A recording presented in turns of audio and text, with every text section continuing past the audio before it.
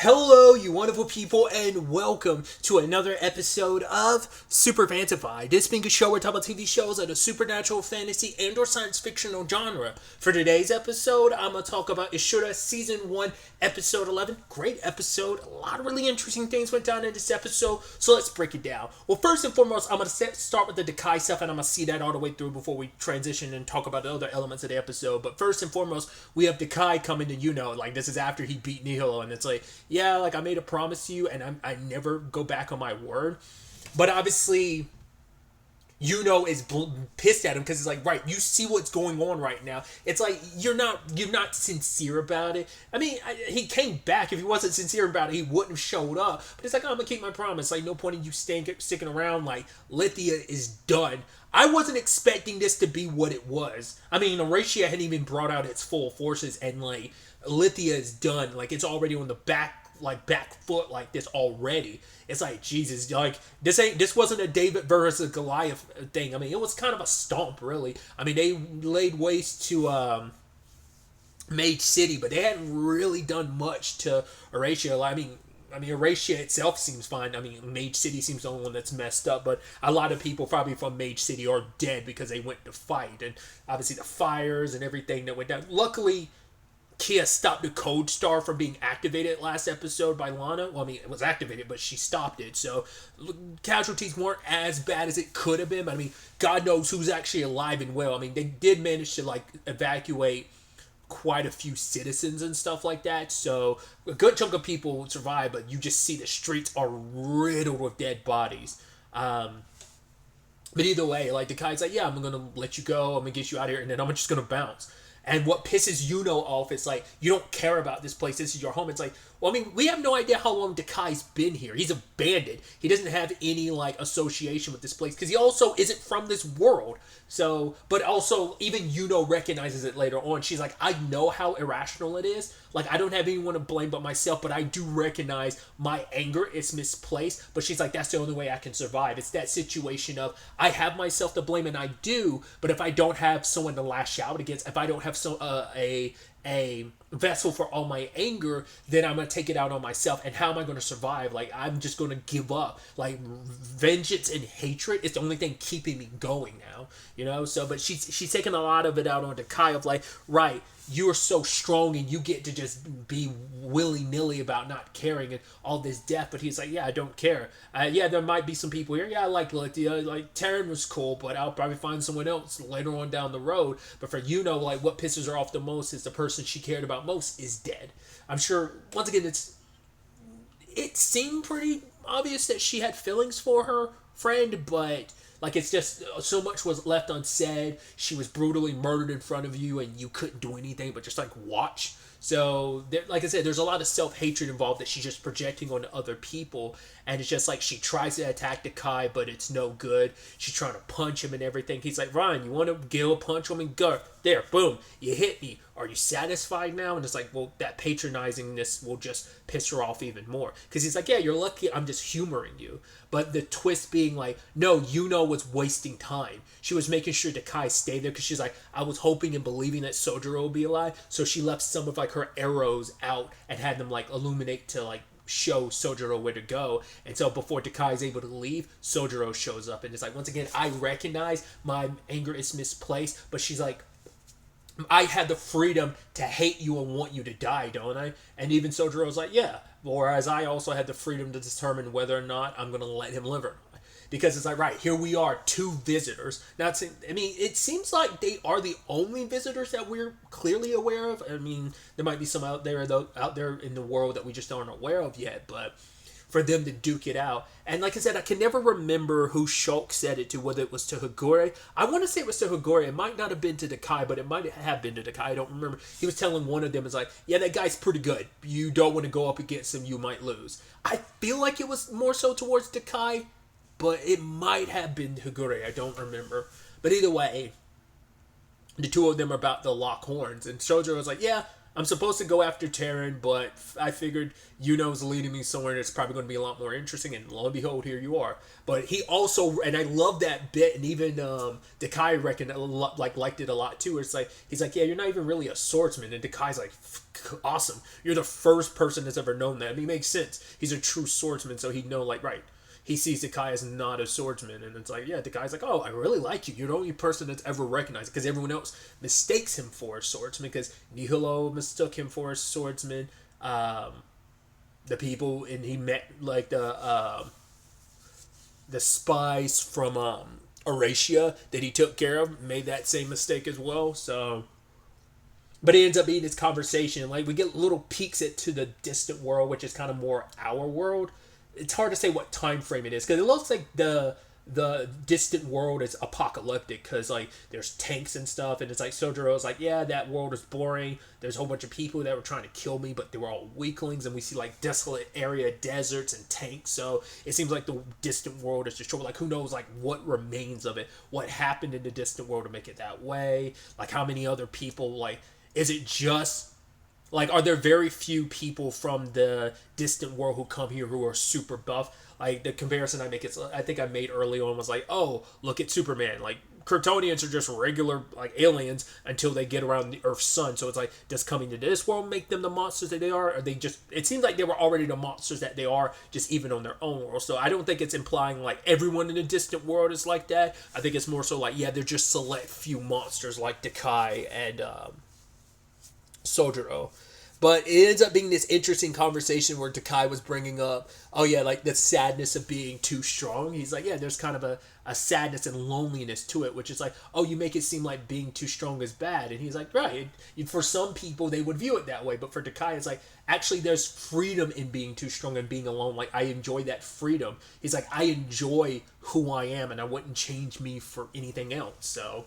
The two of them get locked in. I thought that was going to be a lot longer battle than it was, to be fair, because it was only like less than 4 minutes left in the episode. I was like, because obviously you have to take off like maybe 30 to some seconds because of the outro. So I was like, how long? I was like, I figured this was going to carry over into the next episode. I was like, nope, it's settled pretty quickly. Like, just some swift movements. I mean, these are both pretty fast characters. So for Sojiro to attack, Dekai's like waiting for it, knocks his sword out of his hand, tries to attack him, and in that moment Sojiro grabs his sword hand and also like steps on his foot, and they're waiting for the other sword to come down, and Dekai grabs it and tries to slash Sojiro, but it doesn't cut him in half. It's like, wait, what? It's like, yeah, he made the mistake of thinking it was a special sword. Figured it wasn't. It's raggedy as shit. It kind of reminds me of oh god, I'm gonna butcher it because it's been so long since I've seen Inuyasha. It kind of reminds me of the it wasn't the Tetsunaga, was it? Is that Inuyasha's sword that he got from his father? Isn't it the Tetsunaga? Oh man, God, like I said, it's been so fucking long since I've seen Inuyasha. I want to say it's the Tetsunaga. How, like, in its sealed state, it looks like a raggedy old sword, but then, like, obviously when Inuyasha drew it, like, it turned into its large fanged version of itself. So... it's kind of something like that, but it's like, oh, no, it's just like a regular rusty-ass sword. And Dekai's like, wait, because he was under the impression, like, oh, it had to be an enchanted sword. He's like, I saw what you did to Tarantula. It's like, wait, are you saying it's not? It's like, no. The reason why he was able to do that is because it's Sojiro. And in that one moment, he's just, like, grabbing Dekai's sword still in his hand and bringing it down, and he cuts him. And in that moment, he's just laughing, like, holy shit, this is happening. You know, and he looks to Yuno and that stern look on her face, and he's just kind of laughing, like, "Wow, this is the end." You know, I mean, I guess it's like you kind of accept like death could be around in your corner. It's just kind of like, wow, I mean, to be fair, it's not like he had an easy time against Nihilo. Like, I don't think him being banged up after that fight would have changed the outcome of this particular fight. But yeah, it ends with Dekai's death. You know. So I'm curious if Sojiro is going to take his sword too, because I'm like, I don't know, man. Like, I would assume you're going to keep your sword, but will you take Dekai's as well? That's going to be interesting to see. And now that Dekai is dead, what does that mean for Yuno? Like, are you going to go back to hating Sojiro? Because yeah, she has beef with him too, but it's like, yeah, like this world, it's not just her, she was even implying like this world was waiting for someone that could defeat the true Demon King and be like never beaten. So she was kind of saying like the world kind of needed warriors like this anyway, so it brought all this to happen. It isn't just the war between Horatia and Lithia that's making all this possible. It's almost like the world demanded something like this, someone of this caliber be here. So it's like, yeah. Because even Dekai was like, I can't believe there's a fucking monster like Sojiro out here. Because implying like, wow, like Sojiro's the strongest person he's come across. So it's like that kind of puts him on a different level amongst even other visitors. But who knows how many Dekai ran into back in the distant world, but also like how many visitors have existed in this world that he's crossed paths with that are nowhere near Sojiro's caliber. So that's going to be interesting where you're like, I mean, immediately your brain goes, well, I'd assume the one person that definitely could kill him would be, well, two people would be Kia and Kuze, more so than Mystique.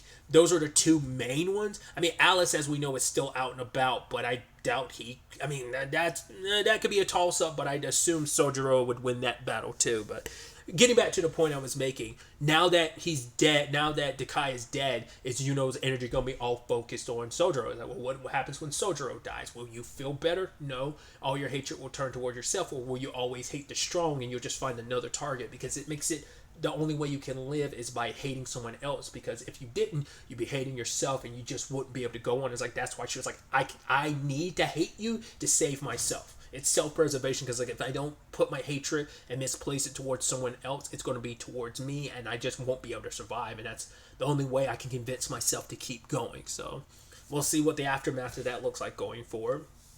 We had the Shulk and Terran of it all. Shulk is still there, but it's like, yeah, things aren't going Lithia's route. He'd even ask, like, do you regret, like, starting this losing war? And she's like, no.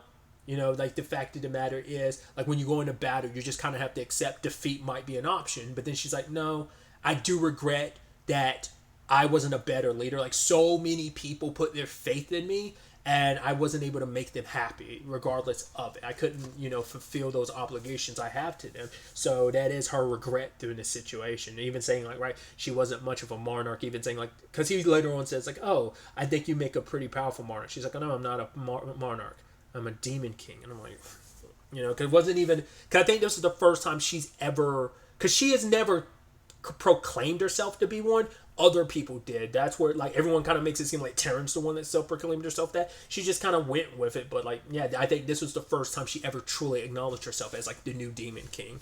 But she ended up giving Shulk that information because she's like, I've sent people out to investigate, but no one's ever come back. So there might be some powerful monster in that location, but nobody knows where the hero is buried, which that's never really been too much of a conversation of, like, well, the true Demon King is dead, but we don't know about the actual hero. We don't know who it is. Don't even know who they're buried. Because she even made the point of, yeah, the true Demon King, like, no one knows who they are. Only, like, the weight of their existence and the cruelty that existed in this world because of it, and how the world kind of got lightened out of now that the Demon King was gone. But that's all we felt and knew. Don't even know the true Demon King's face or name. You just know the wrath of the true Demon King, just like we don't even know the hero's name or face too. But gives the information to Shulk. He was like, I don't know how to read. She's like, oh, you'll find someone who can. So we'll see what happens now. Once again, Sojiro's still there, so he could always turn back around and kill Terran, but I don't know if he'd go out of his way to do that or not. We'll see. Because Lithia has pretty much fallen at this point in time, and it's like, yeah, you might as well leave Shulk, because anyone that shows up finding out you were under me, he's like, yeah, that probably would, and he even says, like, maybe if I tried a little harder, worked a little harder, maybe things would have turned out a little different. Who knows? But the other final story bit to this episode is Regneji and Kurt, their moment, which is, like, very heartbreaking and tragic because he's there dying. But going back to the point between him and Alice, like the episode before last. Yeah, but yeah, that was that last? No, that was the episode before last, wasn't it? Because I know the Kai and Nihilo fought last episode. I was like trying to remember off the top of my head. I was like, what else happened? No. The Alice and Regneji fight was last episode 2, I believe. I can't remember. Either way, I believe it was. Yeah, I don't think that was 2 episodes ago. I think that was last episode, episode 10. Regneji had made this point to Alice. I don't remember if he ever actually said it to Alice or whether he was just kind of talking to himself about it, but he had a treasure that Alice could never have, and that's Kurt singing. It was because they have that deep bond of what they went through. They were kind of each other's salvation in the aftermath of what the true Demon King took away from both of them, what they lost, and what they were able to gain in the process. And for him, it's like, right, I led this swarm, and there was you, and I had so much to protect, and it's like, even those, like, idiots in my swarm, like, it still was all worth it. Like, I had so much. And he's like, for now, I get to hold on to this treasure of mine that not even Alice the Runner gets to enjoy. So, in that moment, it's like, Kurt's there with Regneji, and Hargit shows up to put Regneji down because, like, hey, he's massacred so many people, he's this and that. But for her, it doesn't matter. It's like, Wyvern or not, Regneji is important to me. Like, once again, they were each other's salvation, and he's kind of calling her out, being like, right, you're a young girl, you're naive, you kind of don't know the way of the world. But it's like, yeah, it's easy for you from an outside perspective who hunts down wyverns, who has this perspective on things, being from Eurasia versus, like, them being here in Lithia. It's like, which is so interesting considering, like, the complicated relation. I mean, I guess it kind of goes in line with the complicated relationship he has with Alice. But Regneji didn't like the way he was talking about Kurt. It's like, right, like, she's important to me, you don't get to talk to her about her any way you want to. And he proceeds to attack, and the gunshot goes off, because initially it seems like it might have been Hargit, which I think it was, but then we see later on Alice is outside the window a couple distance away with his own shotgun. So it's like, did he shoot Kurt, or did the bullet go through Regneji and hit her? So I don't know I'm unclear in that scene who shot. It seemed like it's kind of implying like Alice is the one that shot. And he said, like, right, you don't get to talk about my friend like that. And then Hargit harkens back to episode 2 where Alice referred to them as friends. So, but Hargit was just kind of like, you didn't have to do that. He's like, I'm going to go get help. And just like the tragedy of both of them holding on to each other, and her being able to touch him for the first time, being like, oh, you are a wyvern. And it's like, because Kurt wouldn't want to keep going without him, Even before Terran, she had Regneji, so it is tragic for things to end this way. And it's like, yeah, Terran's off with her fight, not even knowing about Kurt. Like, I don't think she knows about Kurt by the time, like, because the Kurt scene happened before we saw Shulk and Terran, so it's extra tragic for things to end this way. And she's losing it. Like, obviously, she's in the process of dying, and her singing so weakly towards him, and his eyes are drifting off as he's going, dying. And then, like, Kuze shows up and says, like, oh, like, kind of like, do you have, like, a wish or whatever? And we see, like, Mystique with him, but it's like, she was saying something about her mom, if she could have a wish. So I'm sure Kuze is going to visit Terran, and maybe that'll end with him crossing paths with Sojiro at the same time. Like I said, if Sojiro goes after Terran, so they'll probably cross paths. It's like, once again, Mystique might be the one other being besides Kia, because we haven't seen them since last episode. So we do know Elia, Lana, and Kia are all together. So I'd say, like, almost at this point, it's like the cast of characters we've come to know is kind of cut in half. Because we still have Yuno, we still have Sojiro, we still have Shulk, but he's bouncing. We still have Terran, we still have Hargit and Alice. But, like, it's like, right, so Higure's dead, Nihilo is dead, Dakai is now dead, Kurt and Regneji are now dead. We still have some of the higher-ups from Eurasia definitely still alive, because they haven't really lost anyone on that front, but it's been quite a bit of death in general in this show, but these past couple episodes, they've been, like, racking up the bodies amongst not just, like, townsfolk, but even just, like, main characters we've come to know. It's like, I just wasn't expecting this turnaround, so it's going to be interesting to see where the next episode takes us. It is the finale, season finale. I'm going with season finale, but I don't know if there's any future plans for this or not going forward. Once again, I have not read the light novel, so I don't know how much of this is adapted.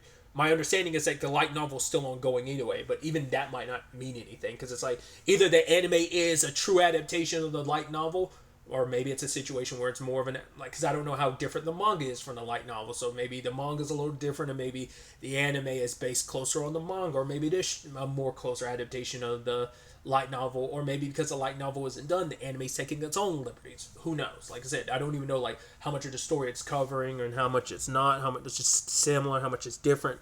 We'll ultimately have to wait to see where the season finale takes us with all of this. I think I said it before where I was like, maybe no one survives this, but there's a good chance. Maybe I'd give myself too much credit. I want to say like I said, might be the only one that survives because I could definitely see Sojiro potentially dying, but maybe she dies as well. And it's going to be interesting to see who makes it out at the end of all this, and also what potentially lies beyond this whole fight with Lithia. Like what happens next in this world? That's going to be the big question. So we'll ultimately have to wait and see.